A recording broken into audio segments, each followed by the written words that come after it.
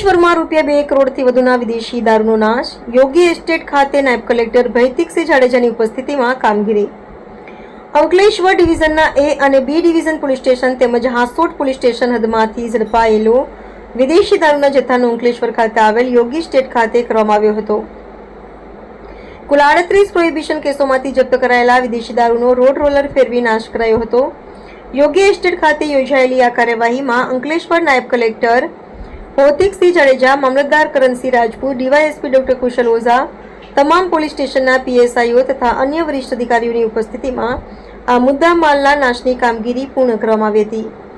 સરકારી નિયમો મુજબ ચાલેલી આ કાર્યવાહી દરમિયાન અંદાજે 2 કરોડથી વધુ કિંમતનો વિદેશી દારૂ અંકલેશ્વર ના ચિતાલી ગામે police station A division, B division તેમજ હાંસોટ તાલુકામાં જે દારૂના ગુનામાં પકડાયેલ એ તમામ દારૂનો નાશ કરવાની પ્રક્રિયા હાથ ધરવામાં આવેલ છે.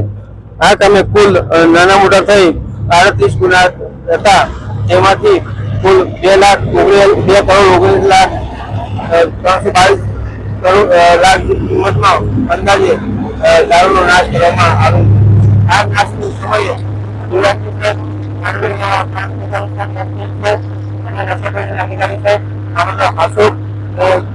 પોલીસ સ્ટેશનના પોલીસ ઇન્સ્પેક્ટર હાજર છે.